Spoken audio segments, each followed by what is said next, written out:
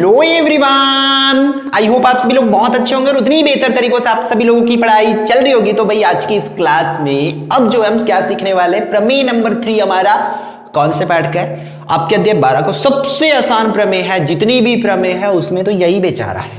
तो बहुत आसान से भी भाई बहुत कम टाइम में आपको सिखा दूंगा। प्रमेय नंबर ये कौन सा आपकी बुक का 12 है भाई, देख लेंगे, पेज नंबर एग्जैक्ट याद नहीं है मुझे। तो इस प्रमेय में देखो बच्चों, आपको दिया क्या है कि सिद्ध कीजिए कि बाह्य बिंदु से, बाह्य मतलब बाहर से, सिद्ध क्या करना है, बाह्य बिंदु मतलब बाहर से वृत्त पर, कोई एक वृत्त है बच्चों, उस पर खींची गई स्पर्श रेखाओं की जो लंबाई है वो बराबर होती है करके अपन को सिद्ध करना है भाई। तो बहुत आसान है, ध्यान से देखते चलिए, समझते चलिए। अभी ऐसे नहीं आएगा, जैसे कि सपोज दैट बच्चों ये हमारा क्या है, वृत्त है, ठीक है। इस वृत्त का केंद्र इसको ले लेते हैं, इस वृत्त के क्या बोल रहे हैं, वृत्त के बाह्य बिंदु से ऐसा कहीं पर एक बिंदु है, ये यहां पर दिख रही है। तो इस बिंदु से ऐसा मैं स्पर्श रेखा खींच दूं इस तरीके से, तो इन दोनों की लंबाई जो है, ये दो स्पर्श रेखा है, दोनों की लंबाई बराबर होती है। मान के चलो ये हमारा ए है, ये है पी और ये है क्यू। मान लो ए, ऐसा नाम तो कुछ भी रख सकते हैं अपन, एबीसी भी रख सकता था मैं, नाम से मत जाना, ऐसे मत बोलो कि हमारे सर तो एबीसी में बताया था, आप ऐसा गलत बता रहे हो, ये नहीं होती। आप समझते चलो, सीखते चलो कि नाम को कुछ भी रखा जा सकता है। तो ये दोनों की लंबाई जो है बराबर होती है करके हमें सिद्ध करना है, बस सिंपल सी फंडा। प्रश्न क्लियर है कि ये दोनों की लंबाई बराबर होता है, बस अपन को इतना सिद्ध करना है। तो प्रमेय को सिद्ध करने के लिए सबसे पहले बच्चों दिया है, लिखते क्या दिया हमें कि एपी व एक्यू वृत्त की क्या है बच्चों, स्पर्श रेखाएं हैं, ये दिया हुआ है हमें कि है। और क्या है, और वृत्त का केंद्र O है, इतना चीज अपन को दिया है, ठीक है। एपी व एक्यू लाइन, ये एपी लाइन और एक्यू लाइन जो है इस वृत्त की स्पर्श रेखा। अब एक क्वेश्चन बड़ा मजेदार है, पूछे जाते बोर्ड में कि वृत्त में कितनी स्पर्श रेखाएं खींची जा सकती है।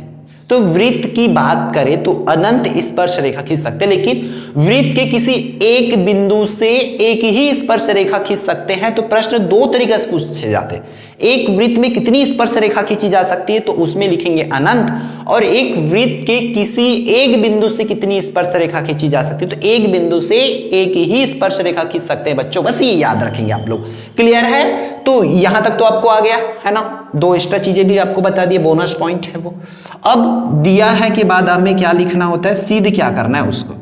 तो सिद्ध करना है, उसको लिख लेते हैं, सिद्ध करना है, क्या सिद्ध करना है हमें कि जो एपी लाइन है और एक्यू लाइन है ये दोनों बराबर है, दोनों की लंबाई बराबर है करके हमें सिद्ध करना है, बस सिंपल सा, ठीक है। और सिद्ध करने के लिए हमें कुछ ना कुछ क्या करना होता है, रचना करना होता है। दो दो प्रमेय देख के आ चुके हुए, तीसरा प्रमेय है आपका, है ना। तो अपन क्या करेंगे, केंद्र O को बिंदु A, P व Q से बच्चों आप लोगों को क्या करना है, इसको मिला देना है। क्लियर है यहां तक? ठीक है। किससे किससे मिलाना है, बिंदु मतलब केंद्र O को A से, तो A से अपन पहले ऐसे मिला लो भाई फटाक से, ये A से मिला लिए, P से मिलाना है तो P से मिला दिए हुआ, और Q से मिलाना है तो Q से मिला दो, ये हो गया। सो इजी, बस इतनी सी काम आपको करना है। अब अपन को क्या करना है बच्चों, उपपत्ति इसकी देखनी है भाई। तो उपपत्ति कैसे हो जाएगी, बहुत इजी कॉन्सेप्ट है, समझते चलो, देखते चलो। दो ठो त्रिभुज अपने पास बन गया, यहां पर त्रिभुज नंबर 1 और 2, ऐसे आपको 1 और 2 नहीं लिखना है, मैं आपको समझाने के लिए बता दूं। दो त्रिभुज अपने पास बन गया, तो इस त्रिभुज में देखो, ऊपर वाले त्रिभुज का नाम क्या दे दे, इस त्रिभुज को क्या नाम दे, तो AOP, त्रिभुज AOP व नीचे वाले त्रिभुज का नाम क्या रख दे, AOQ। में दो त्रिभुज बनाना अपने पास, ऊपर वाली त्रिभुज और नीचे वाली त्रिभुज, दो त्रिभुज बना। तो दोनों त्रिभुज को देखो, यहां पर OP लाइन और OQ लाइन आपस में बराबर होगा। क्यों भाई, ये वाली लाइन OP लाइन और OQ लाइन आपस में बराबर होगा, लिखा हूं तो क्यों होगा, उस चीजों को भी आपको एक्सप्लेन करना होगा बच्चों, लिखना होगा यहां पर। तो बराबर इसलिए होगा क्या है, एक ही वृत्त की त्रिज्याएं है। एक ही वृत्त की त्रिज्या भी, अब एक वृत्त की त्रिज्या आप कहीं पर भी खींचो उतना ही रहेगा, सेम रहेगा, उसकी लंबाई तो बराबर रहेगी ना, एक वृत्त की त्रिज्या तो समान ही रहती है। इसलिए ओपी लाइन और ओक्यू लाइन, ये दोनों लाइन बच्चों हमारा क्या हो जाएगा, बराबर हो जाएगा।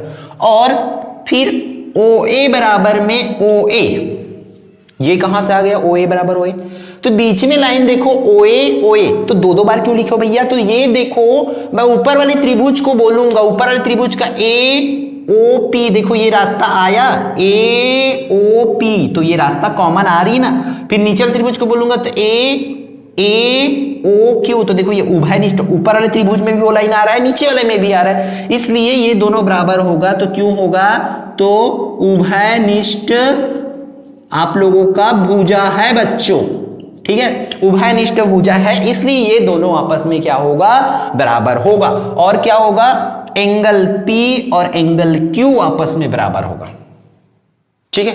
ये क्यों आपस में बराबर होगा, ये दोनों का कोण आपस में इसलिए बराबर होगा, इसलिए क्योंकि यहां पर भी इन दोनों का मान कितने कितने अंश है, समकोण है।